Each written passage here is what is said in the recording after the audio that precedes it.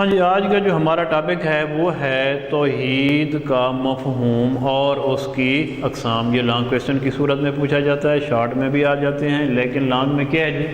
توحید کا مفہوم۔ مفہوم کے اندر وہی توحید کی تعریف ہیں جی، لغوی معنی، ایک ماننا ہے جی، یا یکتا ہونا۔ ایک ماننا، یکتا ہونا، لغوی معنی، اصطلاحی معنی۔ اللہ تعالیٰ کو اس کی ذات میں اور صفات میں اور صفات کے تقاضوں میں ایک ماننا، اور صفات کے تقاضوں میں ایک ماننا توحید کہلاتا ہے۔ ٹھیک ہے جی، یہ ہے توحید کی تعریف۔ تو اگر آپ اس کی تعریف پہ تھوڑا سا غور کریں تو توحید کی اقسام بھی اسی میں دی گئی ہیں۔ توحید کی اقسام بھی اسی میں دی گئی ہیں۔ تو اب ہم نے دوسری ہیڈنگ لکھنی ہے کہ جی توحید کی اقسام۔ توحید کی مندرجہ ذیل 3 اقسام ہیں۔ کتنی ہیں جی؟ 3 اقسام۔ نمبر 1 توحید فی ذات۔ نمبر 1 کیا ہے جی؟ توحید فی ذات۔ نمبر 2 توحید فی صفات۔ نمبر 3 صفات کے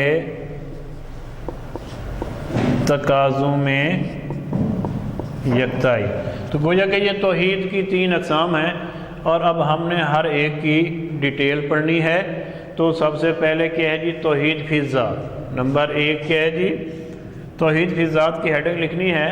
تو توحید فی ذات سے مراد یہ ہے کہ اللہ تعالیٰ کو اس کی ذات میں ایک ٹھہرانا، یہ توحید فی ذات کہلاتا ہے۔ اللہ تعالیٰ کو اس کی ذات میں ایک ٹھہرانا، یہ توحید فی ذات کہلاتا ہے۔ اور پھر اس کے بعد ہے نمبر 2 توحید فی صفات۔ توحید فی صفات سے مراد یہ ہے کہ اللہ تعالیٰ کو اس کی صفات میں ایک ماننا۔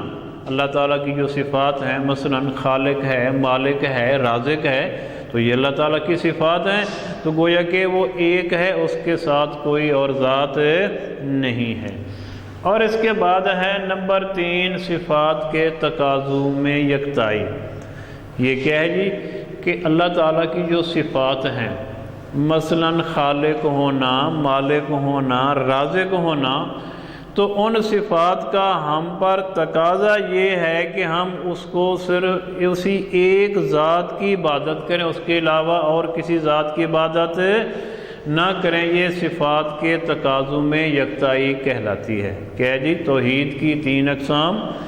اللہ تعالیٰ کو اس کی ذات میں ایک ماننا، توحید فی ذات کہلاتا ہے، جس کا قرآن مجید کے اندر بھی کئی مقامات پر ذکر ہے کہ قل هو اللہ احد، کہہ دیجئے کہ اللہ ایک ہے۔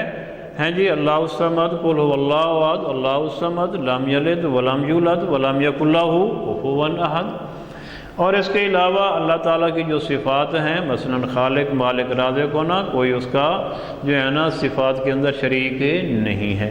اور نمبر 3 کیا ہے جی؟ صفات کے تقاضوں میں یکتائی، کہ اللہ تعالیٰ کی جو صفات ہیں، مثلا خالق، مالک، رازق ہونا، تو ان صفات کا تقاضا یہ ہے کہ ہم صرف اسی ایک ذات کی عبادت کریں، تو اس کو صفات کے تقاضوں میں یکتائی کہتے ہیں۔